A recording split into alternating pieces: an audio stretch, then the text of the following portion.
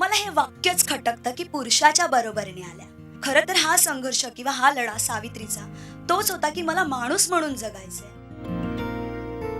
आपल्या प्रत्येकाच्या मनात एकदा तरी सावित्री जागी होते, बहिणाबाई जागे होते.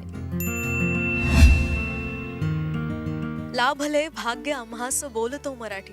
मराठी भाषिक दिनाच्या तुम्हा सगळ्यांना हार्दिक शुभेच्छा. आणि आजच्या या मराठी दिनी आम्ही तुमच्यासाठी घेऊन आलोय एका नवीन सुंदर अशा नाटकाची एक पर्वणी.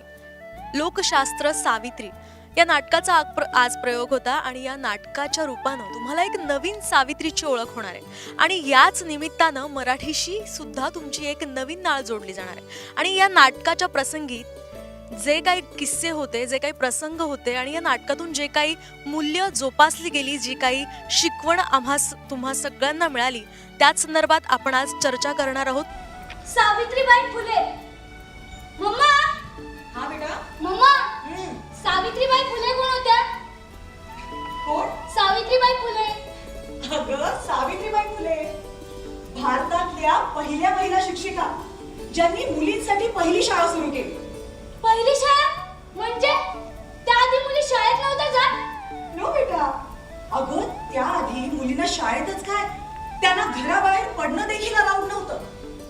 आपली समाज रचनाच अशी होती, पितृसत्तात्मक व्यवस्था, ज्यात बाईची ओळख ही फक्त चूल आणि मूल एवढीच असते. पण सावित्रीबाईंनी त्या काळी लढा दिला. त्यांनी मुलींना शिक्षणासाठी घराबाहेर आणलं, त्यांना शिक्षित केलं, त्यांची पहिली शाळा सुरू केली. आणि बघ आज त्यांच्या त्या लढ्यामुळे माझी पिल्लू ही स्कूलला जाऊ लागली आहे. वा मम्मा.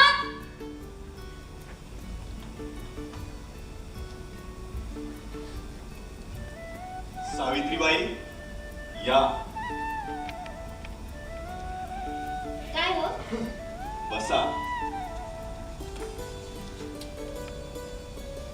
हे घ्या. हे काय? हे तुमचं अस्तित्व. अस्तित्व? चला आपण दोघे मिळून अस्तित्व घडवूया. बोला आ आ ई ई ई. ई.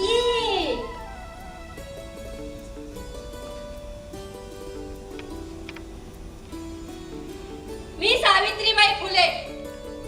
मी शिक्षण घेतलं. आता माझं स्वप्न आहे, प्रत्येक मुलीच्या हातात पाटी पेन्सिल असावी, प्रत्येक मुलगी शिकावी.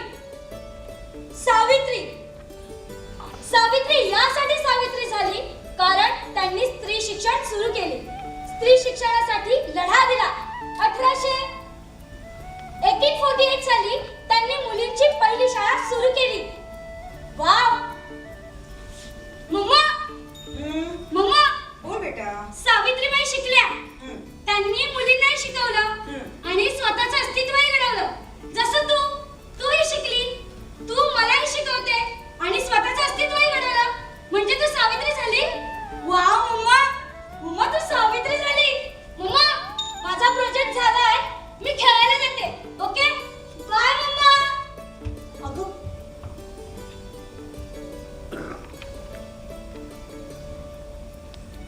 मी सावित्री, मी शिकले पण मी सावित्री झाले का? स्त्री देहाच्या अवतारात, स्त्री देहाच्या अवतारात तीच राहील.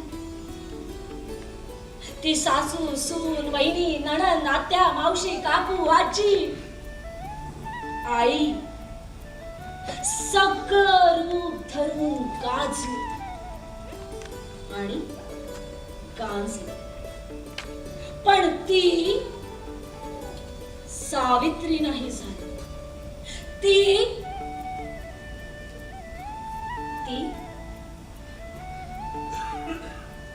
का मी. या नाटकामध्ये आपण जर पाहिलं तर सावित्री आपण झालो नाही असा वारंवार उल्लेख होता. तर नेमकं ती संकल्पना कशी आहे, काय सांगता? थिएटर ऑफ रिलेव्हन्स मध्ये आम्ही नाटक तयार करताना आमच्या प्रत्येक कलाकाराचा हा विश्वास आहे की आपल्या प्रत्येकाच्या मनात एकदा तरी सावित्री जागी होते, बहिणाबाई जागी होते. सावित्री म्हणजे नेमकं काय? म्हणजे आपण म्हणतो की तिने शिकवलं, मुलींना शिकवलं, एक नवीन सुरुवात केली. पण मग ती सावित्री का झाली? कारण ती माणूस म्हणून जगली. आणि हेच वेगळेपण आहे तिचं की ती माणूस म्हणून जगली. मग माझ्या मनात जर सावित्री जागी होते तर मग मी माणूस म्हणून का नाही जगत आहे? कुठे मी नेमकी अडखळते, कुठे मी डगमगते आहे? तर यासाठी आम्ही हा पुढाकार घेतलाय की माझ्या मनामधली सावित्री आता डगमगणार नाहीये, कुठल्याही व्यवहारात आता ती अडकणार नाहीये. ही संकल्पना खरोखरच खूपच सुरेख आहे आणि त्याच संकल्पनेतून ही जी नाट्यकर्मींची तुमची ही संकल्पना आहे आणि ते नाटक आहे ते उभारलं गेलं. लागलं का? झाली ढोसून. लागलं काय? अशी काय एवढी राग? लागलं का तुला?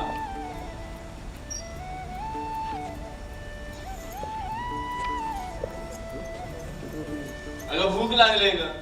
खायला तर दे ना. घ्या गिळा.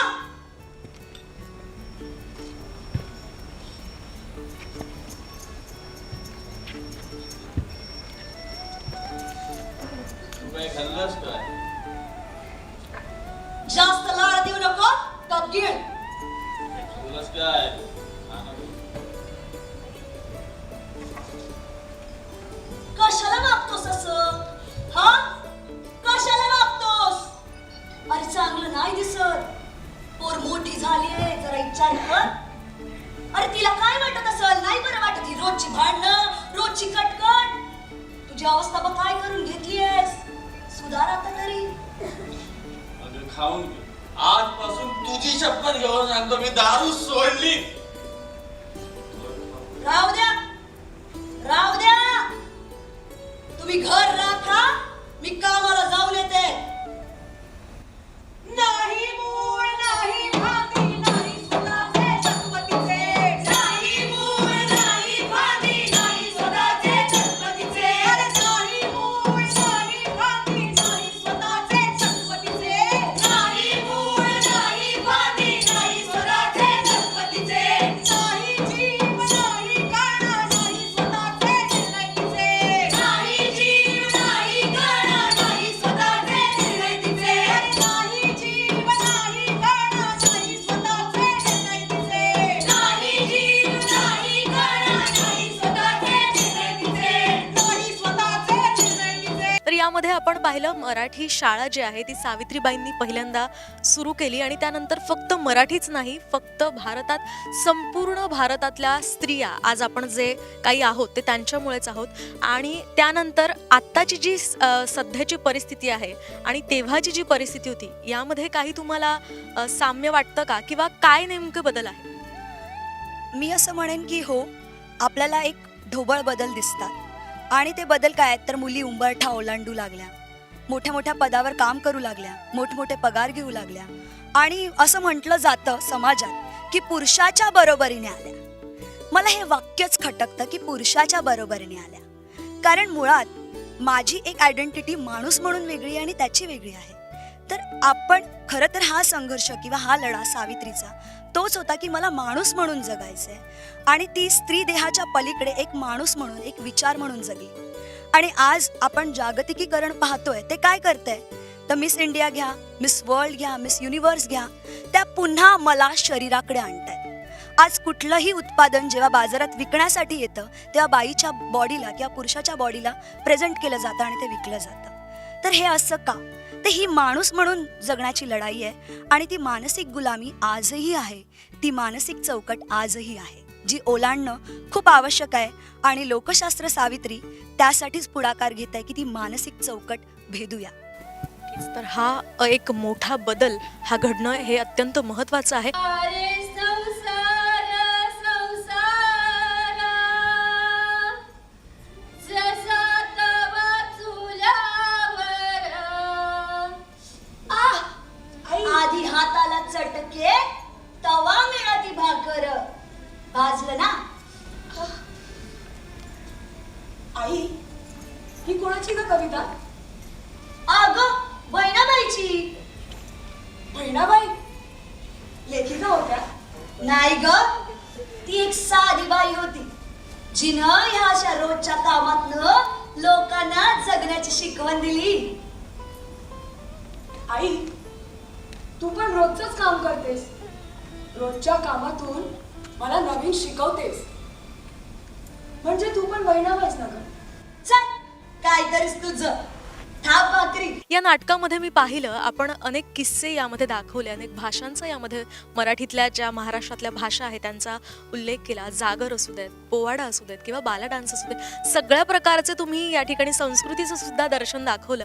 तर यामध्ये मला बहिणाबाईंचा प्रसंग खूप आवडला. त्यांनी अशिक्षित असून सुद्धा आज जगण्याची जी कला आहे ती शिकवली आणि या जगण्याच्या कलेतून त्यांनी या सुंदर अशा कविता लिहिल्या आणि या कवितेच्या माध्यमातून त्यांनी समाजाला प्रेरित केलं. तर त्या संदर्भात तुम्ही काय सांगाल? तुमच्यात एक तरुणाई म्हणून तुम्हाला मातृभाषेबद्दल काय वाटतं? मला माझी मातृभाषा, मला माझ्या मातृभाषेबद्दल खूप अभिमान आहे.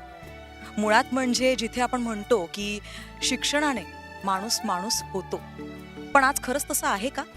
आणि आम्ही हे खरंच मांडतो की आजचं शिक्षण जे बाजारीकरणात, आजची कला जी बाजारीकरणाच्या चौकटीत अडकली आहे, ती खरंच माणसाला माणूस म्हणून घडवतीये का? आणि जर तसं आहे तर मग बहिणाबाई कोण होत्या? तर बहिणाबाई आणि सावित्री होण्यासाठी ह्या बाजारीकरणाच्या चौकटीत अडकण्याची किंवा शिक्षणाचा पाखंड करण्याची गरज नाहीये. शिक्षण ते जे आपल्यात माणुसकीचा बोध जागवेल, जो आपल्यांमध्ये विचारांची ठिणगी पेटवेल. आणि आम्ही या नाटकातून याच गॅपला, जिथे सावित्री म्हणते की मी शिक्षित झाले, मी माझं अस्तित्व घडवलं, तिथे बहिणाबाई म्हणतेय की मी अशिक्षित राहूनही स्त्री देहाच्या पलीकडे जगली. तर या दोघांचा जो एक साम्य आहे की ते दोघीही माणुसकीसाठी प्रतिबद्ध होत्या, कारण त्यांचे विचार सशक्त होते. आणि आम्ही या नाटकाच्या माध्यमातून, लोकशास्त्र सावित्री या नाटकाच्या माध्यमातून लोकांमध्ये माणुसकीचं शास्त्र घडवत आहोत, जे सावित्रीने घडवलं आहे आपल्यात.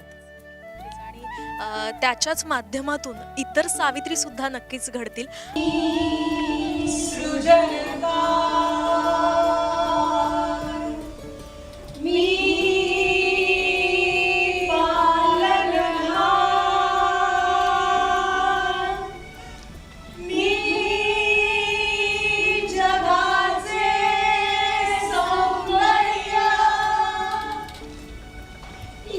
या सावित्रीनं बरं नाही केलं बया.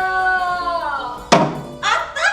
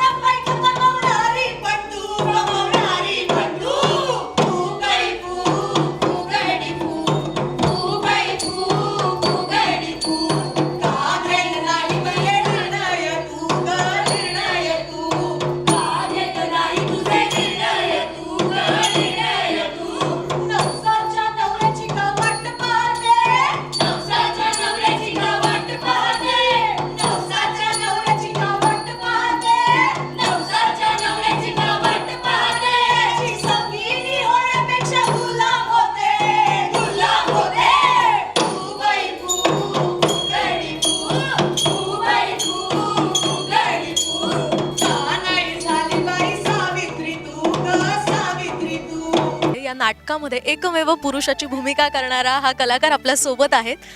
तुम्ही नेमकं या संदर्भात काय सांगाल? आज मराठी भाषा दिन आहे आणि याच निमित्तानं तुम्ही हा प्रयोग केलाय, नवीन एक प्रयोग केलाय, तर त्या नाटकामधून तुम्ही काय सांगाल? समाजाला काय जनजागृतीसाठी? मुळात सावित्रीबाई ह्या व्यक्ती म्हणून आपण पाहतोय, पण मी या नाटकाच्या माध्यमातून शिकलो की सावित्री म्हणून विचार पाहायला शिकलो. सावित्री बहिणाबाई असेल, आणि या विचार, हे जे विचार आहेत ते माझ्यामध्ये कुठे आहेत, त्यांचा या नाटकाच्या प्रक्रियेमधून मला शोध घ्यायला सुरुवात झाली आणि माझ्यामध्ये लोप पावत असणारे ते विचार त्यांना मी साठवायला सुरुवात केली.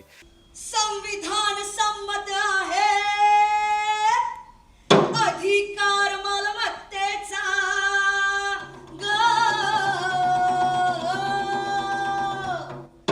संविधान संमत आहे अधिकार मालमत्तेचा आई होऊन का बळी घेते मुलीच्या हक्काचा जी जी र जी जी र जी र जी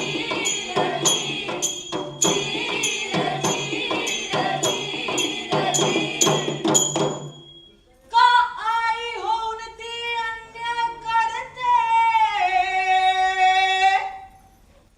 मुलीला का ती बरगळवते ग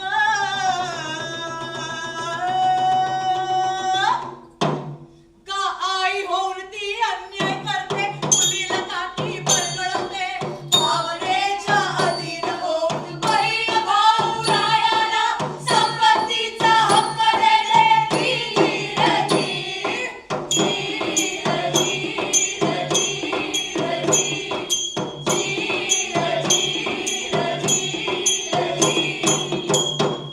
स्वतःच्या पायावर कुऱ्हाड मारते तिच्या गुलामीवरती अंगठा लावते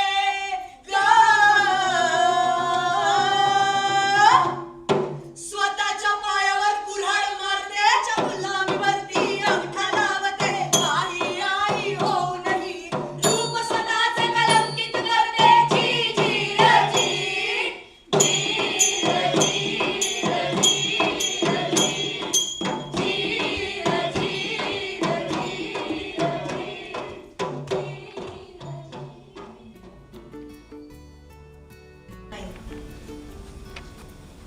नाही, मला आईशी बोलायला हवं. आई, जरा महत्वाचं बोलायचंय. आता काय झालं? आई, तुला आठवतं का ग, लहान असताना तुम्हाला हे शिकवलेलंच की नातं हे प्रेमाचं, भावनेचं, आपुलकीचं, विश्वासाचं असतं. प्रेमाच्या आधारावर उभं असतं. मग मला एक सांग, माझं आणि दादाचं नातं इतकं कमकुवत आहे का ग? म्हणजे उद्या मी प्रॉपर्टीच्या कागदांवर सही केली तरच माझं आणि दादाचं नातं टिकेल? अगं आई, तूच विचार कर ना, हे नातं नेमक्या कशाच्या आधारावर उभं आहे? प्रेम की मालमत्ता? तुला नाही वाटत आई हे चुकीचं आहे? हे न्यायसंगत नाही आहे आणि संविधान संमतही नाहीये. अगं, आपल्या भारतीय संविधानाने आपल्याला समानतेचा हक्क दिलाय. आई, माझा आतला आवाज काय सांगतोय माहितीये?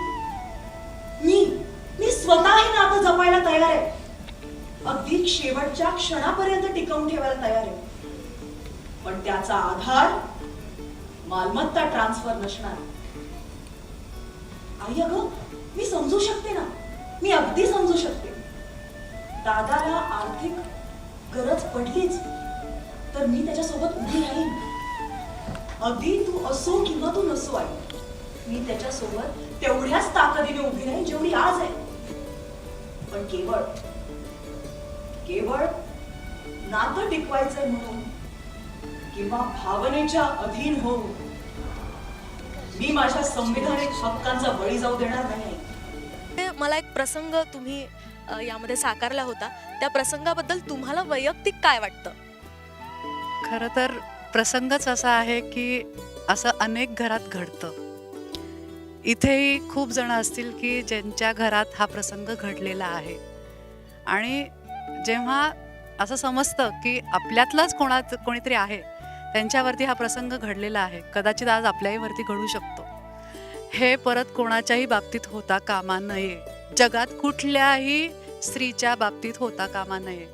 तू सावित्री झाली नाहीस या पार्श्वभूमीवर हे नाटक अवलंबून होतं आणि या नाटकाचे दिग्दर्शक आपल्या सोबत आहेत भारद्वाज सर. सर, तुम्ही ही नाटकाची संकल्पना राबवली, नेमका त्या मागचा हेतू काय होता? तुमच्या आयुष्यात असे काही प्रसंग आलेत का, किंवा नेमकी ही संकल्पना जी आहे ती काय आहे?